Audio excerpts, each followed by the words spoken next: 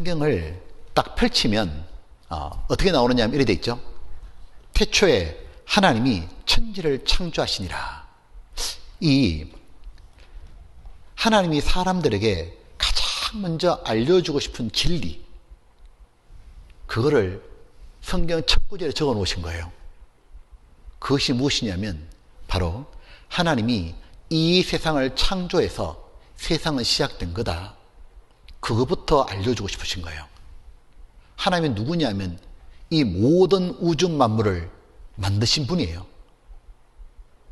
화가가 그림을 그리면 그림은 화가 거죠. 어떤 사람이 제품을 만들면 그 제품은 자기 거죠. 바로 이 세상 천지 만물은 누구 거냐면 하나님 겁니다. 하나님이 이 모든 만물의 주인인 거예요. 이 모든 걸 만드시고 직접 다스리고 계시는 겁니다. 이 아이들은 이제 자라면서 엄마에게 궁금한 걸 끊임없이 질문하죠. 기차가 지나가면 엄마, 저 기차는 누가 만들었어요? 자동차 지나가면 엄마, 저 자동차는 누가 만들었어요? 지하철 누가 만들었어요? 핸드폰 누가 만들었어요? 버스는 누가 만들었어요? 쉴 새 없이 질문하면 엄마는 다 대답해 주죠. 그냥 현대자동차다, 어디다 촤. 그러다 아이가 갑자기 딱 질문하는 거예요. 엄마, 그러면 저 밤에 달림은요 누가 만들었어요? 저 반짝이는 별님들은요, 저 예쁜 우리 집 강아지는요 누가 만들었어요? 그럼 엄마가 뭐라 대답해요? 몰라! 아빠한테 물어봐! 생각해보면 아이만 궁금한 게 아니에요. 우리가 누구나 다 한 번쯤 의문을 품었던 거죠. 역사 속에서 끊임없이 던졌던 사람들의 질문을 요약한 것이 철학이죠. 철학책 중에서 제일 많이 팔린 베스트셀러가 뭐예요? 소피의 세계라는 책이죠. 그 책에 명제가 두 가지로 시작합니다. 그 첫 번째 명제가 뭐냐면 이 세상은 어떻게 생겨나게 된 건가?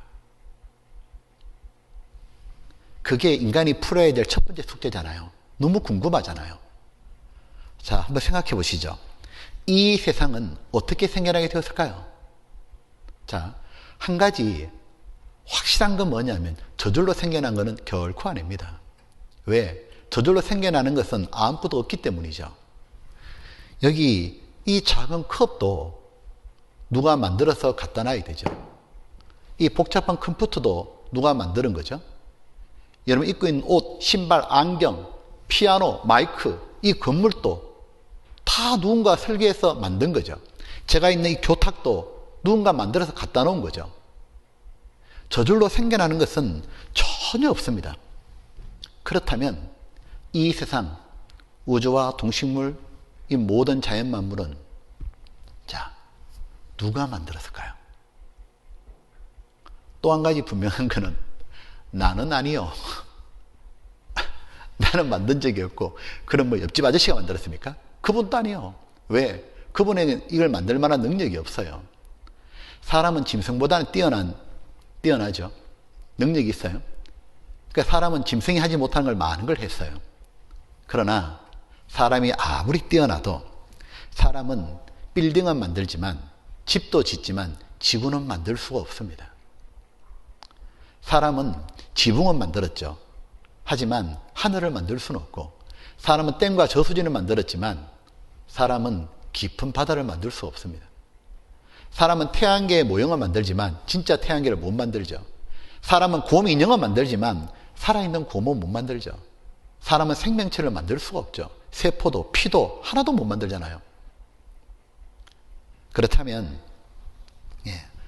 도대체 사람이 만들지 못하는 것으로 가득 차 있는 이 우주 만물은 누가 만드신 건가? 끊임없이 던졌던 그 질문에 하나님은 성경 첫 페이지 첫 구절에 간단 명료하게 말씀해 주는 거예요.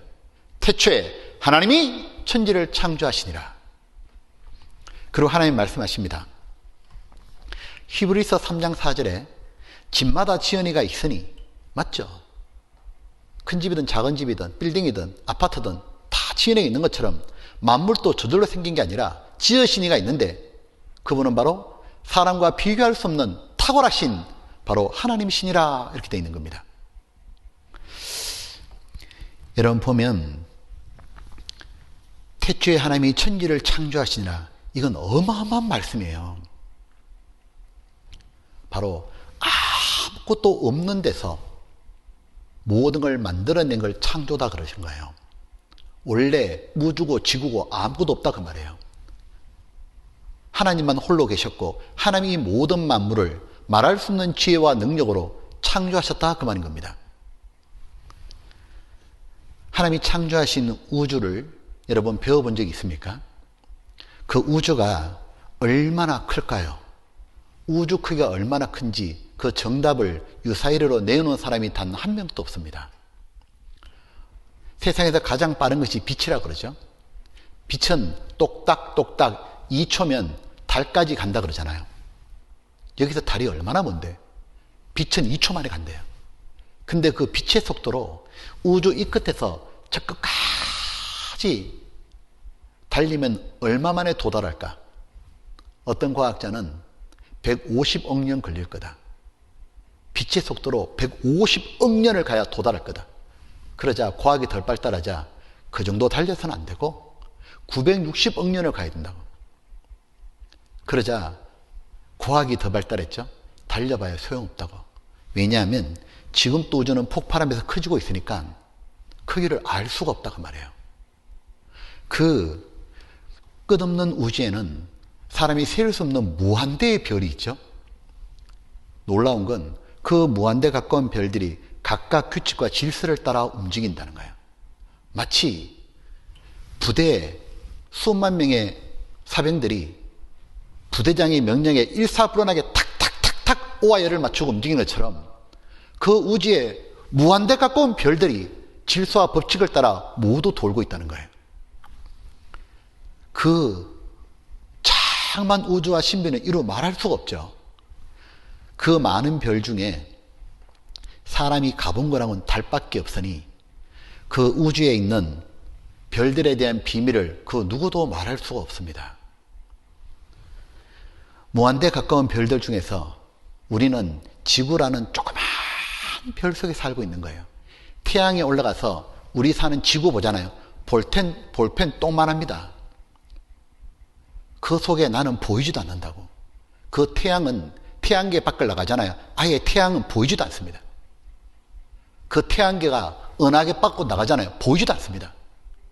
그러니 사람이 장엄한 우주 앞에 딱 바라보면은 자기는 아무것도 아니라는 생각이 들잖아요. 높은 하늘, 끝없이 펼쳐진 우주만 봐도 인간은 너무도 하찮은 존재라는 생각이 들잖아요. 그렇게 인간은 아무것도 아닌 것처럼 숨막히게 할 정도로 장엄한 우주가 하나님의 작품에 불과하다는 거 아셔요? 하나님은 우리가 상상하는 그런 작은 분이 아닙니다. 이 모든 우주를 창조하신 분이에요. 모든 게 가능하신 전지전능한 신이다 그 말이에요.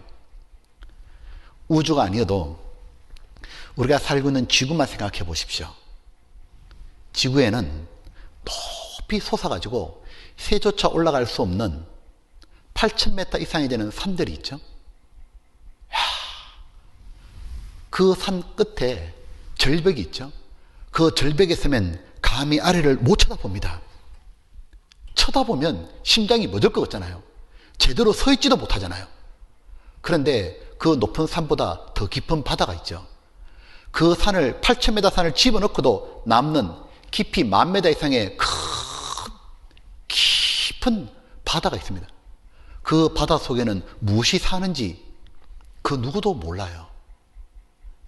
인간의 침입을 거부한 아마존의 울창한 숲에는 무엇이 존재하는지 그 누구도 모릅니다. 하나님이 창조하신 이 세상만 바라봐도 사람은 너무도 작은 존재인 거예요.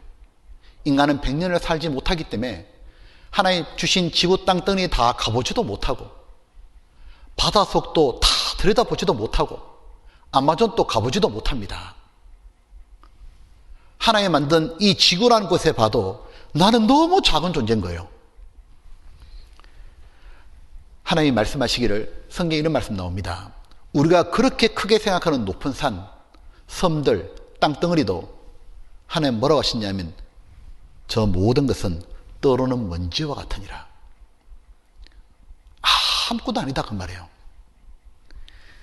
장엄한 우주, 헤아릴 수 없는 무한대의 별, 높은 산들과 땅으로 이어져 있는 여러 대륙들, 그 대륙을 둘러싸고 있는 깊은 바다, 이 어마어마한 세계는 모두 하나님에 의해서 만들어졌고, 하나님은 세상에 존재하는 그 어떤 피조물하고 감히 비교도 안 되는 분인 거예요. 인간은 하나님이 이 자연 속에 살 수 있도록 지으신 존재인 겁니다. 가장 귀하게 지은 존재지 인간이 감히 하나님과 비교조차도 못하는 겁니다. 이걸 바르게 아는 데서부터 신앙의 첫걸음이 시작되는 거예요. 하나님은 하나님이시고 인간은 인간에 불과한 거예요.